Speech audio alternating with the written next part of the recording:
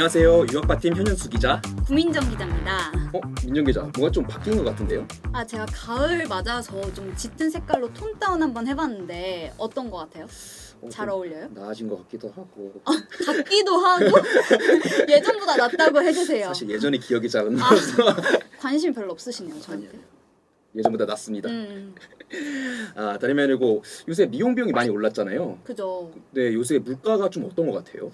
아니 뭐 머리 하는 비용도 그렇고 또 짜장면 한 그릇에 막 7,000원 넘는다 이런 기사도 많이 나오고 네. 또 제가 사실 걷는 거랑 별로 안 친한 사람이어가지고 되게 택시를 애용을 하는 사람이거든요. 주변 사람도 다 알고 동료 기자들도 아는데 보통 제가 택시를 왕복을 다 탔는데 이제는 한 번 편도 갈 때만이라도 좀 대중교통을 이용하려고 할 만큼 택시값도 너무 많이 오른 것 같아요.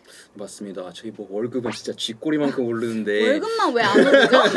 좀 이상한데요? 물가는 진짜 지갑을 진짜 음. 그 지갑이 터질 정도로 올라가지고 자 오늘은 이제 그 물가에 대해서 얘기해 보려고 하는데요. 물가 상승의 근본적인 원인이 되는 기름값, 이 기름값에 대해서 얘기해 보려고 하거든요. 기름. 네, 저희가 이제 기름값을 얘기하게 되면 가장 먼저 이제 느낄 수 있는 곳이 어디죠? 아무래도 기름값을 알게 되는 건 주유소겠죠? 저는 사실 막 주유를 자주 하는 편은 아니어서 이렇게 크게 실감을 안 하다가 주유소 지나가면서 보면은 기름값 써놓은 거 있잖아요. 네네. 그거 보면은 언제 저렇게 올랐지 싶으면서 그냥 뚜벅이로 계속 다녀야겠다. 택시나 타야겠다. 이런 생각하게 되는 것 같아요. 주유소에서 이제 기름 넣다가 이제 드는 생각이 있잖아요.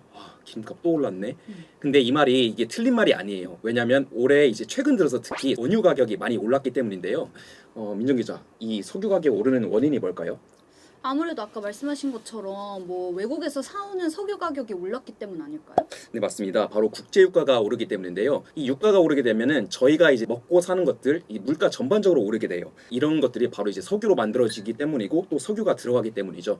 그렇다면 민정 기자, 이 석유 가격이 오르는 원인이 뭘까요? 저도 사실 이제 유통 기사 쓰다 보면은 막 국제유가 오르면은 외식 물가, 식품 물가까지 다 오른다 이런 기사를 많이 쓰게 되는데 아무래도 러시아 우크라이나 전쟁에 이어서 이스라엘이랑 하마스 전쟁까지 이어지면서 좀 이런 국제 분쟁 같은 게 영향을 많이 끼치지 않았을까요? 네, 말씀해 주신 게 맞아요. 최근 들어 이 국제 유가가 오르게 된 데에는 여러 가지 이유들이 있는데요. 가장 큰 이유는 먼저 이게 사우디아라비아와 러시아 등 그 산유국들이 감산 정책을 펴기 때문이에요. 그 올해 말까지 감산을 결정하기로 하면서 유가가 오르게 된 거죠. 또 여기에 요즘 국제적으로 가장 큰 이슈죠. 전쟁. 네, 전쟁. 이스라엘 하마스 사태 같은 전쟁으로 이제 변동성이 커지면서 그것도 한몫하고 있습니다. 그래서 이 전쟁이 길어지게 될 경우에는 이 유가가 막 100달러까지 오른다고 이제 전망하는 사람들도 있어요. 그렇다면 이 국제유가 상승에 우리나라 기업들은 어떤 영향을 받을까요?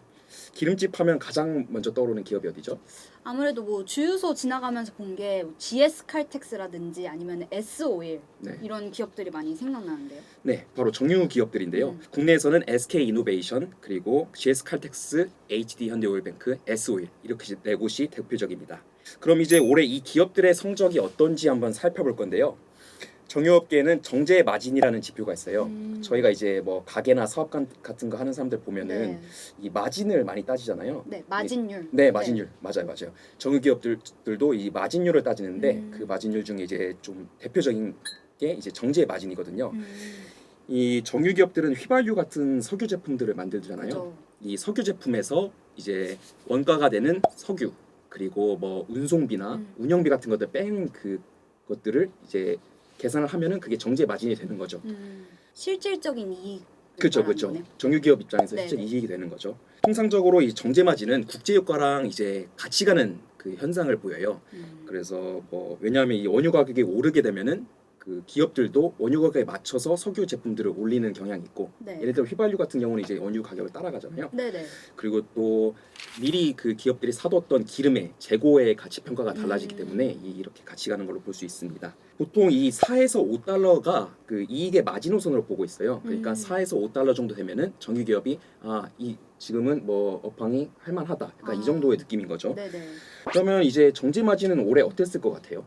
근데 아무래도 좀 세계적으로 약간 수요 둔화가 있었잖아요. 네네. 그래서 사실 좀 제가 예상해 보기가 어려운 것 같은데. 그 예상하기 어려울 네. 만도 한 게 이게 작년부터 시작해서 엄청나게 요동을 쳤어요. 예를 들면은 작년에 또 러시아 우크라이나 전쟁이 있었잖아요. 그 전쟁 때문에 석유 가격이 막 엄청 치솟으면서 정제 마진도 같이 올라갔어요. 네. 그래서 막 30달러까지 올라갔다가 갑자기 또 막 0달러대로 떨어지고 이렇게 막 롤러코스터를 타다가 올해 초에는 한 10달러 선까지 회복을 했거든요.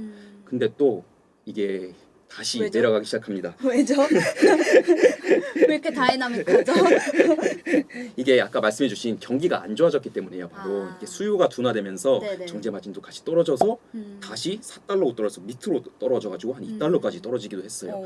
그렇다 보니까 정유 기업은 어떻게 되겠어요?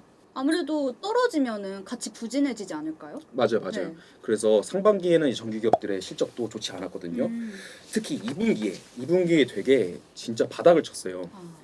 그래서 대표적으로 뭐 SK이노베이션이랑 GS칼텍스는 아예 적자로 전환하고 그나마 흑자를 유지한 HD 현대오일뱅크랑 SO일도 전년 동기 대비 97% 이렇게 하락하면서 아주 진짜 거의 100% 네. 하락한 거는 네, 맞아요. 쓴맛을 봐야겠죠. 97% 하락이면 진짜 엄청 줄어든 거죠 진짜. 그런데 여름쯤부터 유가가 다시 오르기 시작했어요. 정제 마진도 다시 오르기 시작해서 15달러를 찍기도 하고 지금은 뭐 10달러 이렇게 내외로 왔다 갔다 하고 있거든요. 이게 왜냐면은 그 수요가 좀 회복했기 때문이에요. 그러니까 여름이 되니까 휴가철이니까 네네. 이제 이동 수요가 있잖아요. 그죠. 이동하려면 이제 기름이 많이 필요하니까 이런 수요들이 늘다 보니까 정제 마진도 이제 회복했거든요. 그렇다 보니 이제 정유 기업들의 3분기 실적도 좀 좋아질 것으로 전망들이 많이 나오고 있어요. 네. 요새 3분기 실적들 많이 나오고 있잖아요. 요새 실적 시즌이죠. 네, 실적 시즌 챙겨야 되는데 촬영일인 10월 31일 기준으로 이 정유 기업들도 실적들이 하나둘씩 나오고 있는데 이제 먼저 현대오일뱅크가 나왔어요. 이 3분기 영업이익이 3,191억 원을 기록했는데 이게 워낙 잘 나갔던 작년보다는 좀 떨어지지만 그래도 직전 분기보다는 좀 많이 오른 거거든요. 그죠. 이게 783.9% 상승했어요. 73%. 아까 97% 떨어졌다고 했잖아요. 그러니까 지난 분기가 굉장히 어려웠던 네, 거예요. 그렇죠. 그렇게 된 거죠. 상반기가 되게 어려웠죠. 음. 그리고 S오일은 이거보다 더해요. 제가 보는 숫자 맞는 거죠? S오일은 2분기보다 2,258.5% 와. 그러니까 22배가 증가한 건데요. 그 작년 같은 기간보다 더 올랐어요. 67.9%. 오. 정말 엄청나죠. 네네. 이렇게 정유기업들의 실적은 정제 마진과도 깊은 관계가 있다. 이렇게 말씀할 수 있습니다.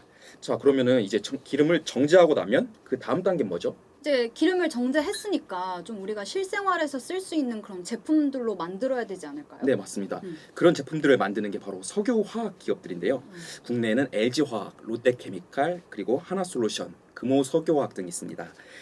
이제 본격적으로 석유로 뭔가 만들어내는 과정에 들어가게 되는데요.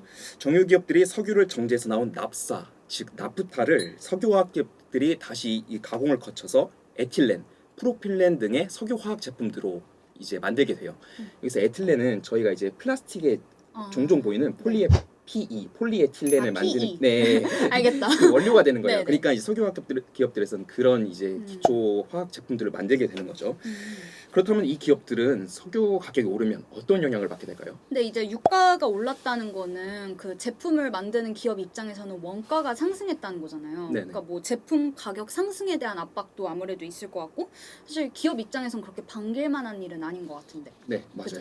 아까 석유화학 기업은 원유에서 뽑아낸 나프타를 원료로 에틸렌 같은 걸 만든다 그랬잖아요. 네네. 그러니까 이제 정유 기업에서 나프타를 이제 전달을 하면은 석유화학 기업을 그걸 사야 되는 구조인데 그럼 당연히 사오는 원가가 올라가니까 석유화학 기업들은 마진이 떨어지는 구조인 거죠. 네. 그래서 석유화학 기업도 이런 아까 정제 마진처럼 마진을 좀 대충 계산할 수 있는 지표가 있어요. 네. 이게 바로 에틸렌 스프레드인데요. 에틸렌 스프레드? 네, 에틸렌 이름이 좀 어려운데 처음 들어봐가지고.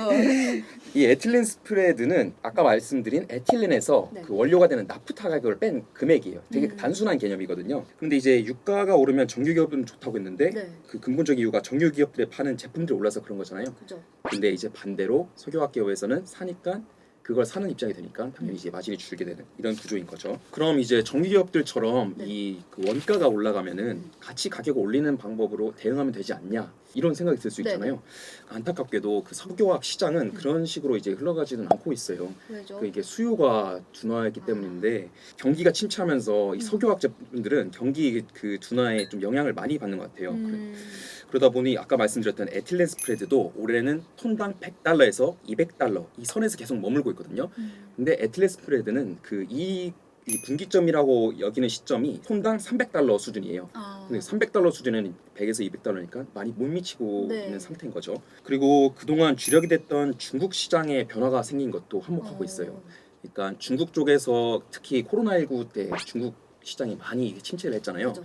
그래서 아마 유통 쪽에서도 그런 얘기 할 네네. 텐데 그 리오프닝 얘기를 많이 했잖아요. 이제 다 돌아온다. 네네. 리오프닝에서 경제가 살아난다. 네네. 중국 경제가. 근데 지금 어때요 상황이? 별로 그런 효과가 없었다. 맞아요. 효과는 미미했다. 맞아요. 진짜 효과는 미미했다 이 정도여가지고 지금 그 중국의 리오프닝이 되게 늦춰지고 있다고들 해요. 그래서 그 석유화학 기업들, 국내 석유화학 기업들도 그 리오프닝을 기대를 했는데 기대만큼의 그 수요 회복이 안 되니까 그거에 그 안 좋은 영향을 많이 받기도 하고 또 중국도 이제 자금률을 높이기 시작했어요. 그러니까 기초 석유화학 제품들 아까 네네. 말했던 기초 석유화학 제품들의 자금률을 높이기 시작하면서 중국에서의 경쟁도 해야 되는 상황이기 때문에 그런 이제 실적 같은 경우에서 되게 그 안 좋은 결과들을 이제 받고 있게 되는 거죠. 이렇다 보니 뭐 올해 석유화학 기업들의 실적도 되게 좋지 않았는데 이게 롯데케미칼 같은 경우는 올해 상반기 1,032억 적자를 기록하는 등 벌써 5분기째 적자를 유지하고 있어요. 기네요. 진짜 길죠. 적자가. 이게 작년부터 계속 이어지는 거니까. 또 금호 석유화학은 같은 기간 2,381원 흑자를 그래도 기록했는데 네. 이게 작년에는 8,030억 원이었는데 와. 되게 많이 줄어든 거죠. 그래도 기업들마다 조금 포트폴리오 차이가 조금씩 있어서 뭐 영업이익이 조금씩은 차이가 있지만 대부분은 이제 대체로 석유화학 부문에서는 이게 네. 쓴맛을 보면서 실적들이 되게 안 좋게 나왔습니다. 전반적으로 힘든 상황인 거네요. 지금 그쵸. 석유화학 그쵸. 기업들이. 그러니까 상황이 이렇다 보니까 석유화학 기업들도 이제 좀 체질 개선들을 많이 하고 있어요. 그러니까 사업 구조를 이제 아까 말씀드렸던 포트폴리오, 그러니까 비율을 좀 변경시키다던가, 그러니까 석유화학 부문을 줄이고 아니면 석유화학 부문에서 그 아까 기초 제품군 말고 고부가 가치 제품들에게 그 투자를 늘린다던가, 그 비중을 늘린다던가, 네. 아니면은 이제 배터리 소재하는 기업들도 있고, 아니면은 뭐 친환경 소재 이런 것들을 이제 그 신사업으로 해가지고 이제 사업을 많이 변경시키려는 이제 시도들을 많이 하고 있어요. 네. 그렇게 기업들이 어떻게든 뭐 잘 살아남아가지고 이게 기름값에 좀 위기를 잘 벗어났으면 좋겠네요. 그죠. 자, 이렇게 유가와 관련된 우리나라 기업 얘기들을 나눠봤는데요. 네네. 민정 기자 이렇게 들어보니까 어떤 것 같아요? 저는 사실 기름값 하면 그냥 차에 넣는 기름? 네. 그 정도로 생각이 끝났었거든요. 네, 그쵸, 잘 그쵸. 알지 못해서. 네. 근데 굉장히 많은 분야의 많은 기업들의 이게 실적과도 연관이 있구나. 네. 또 석유로 이렇게 많은 제품들을 또 만들고 있구나. 이런 걸 좀 느꼈고 또 사실 제가 잠깐 외국에서 유학을 했을 때 네네. 이 중동 국가의 기름집 딸내미랑 제가 좀 친하게 지냈던 시절이 있어요. 근데 제가 막 공부도 가르쳐주고 그랬거든요. 공부를 하셨어요? 네, 제가 굉장히 모범생 똑똑한 사람이었어요. 똑똑이었구나. 학교에서. 네. 그랬는데 이렇게 또 기름의 영향력이 이렇게 크다는 거를 오늘 실감을 하니까 아, 그 기름집 딸내미랑 좀 더 친하게 지낼 걸 그랬다. 지금 안 친한 거예요, 그러면? 아, 지금 연락이 끊겨가지고 너무 아쉬워요. 연락이 다시 되면은 저도 한번 소개시켜 주세요. 그죠. 중동 출장 가야죠.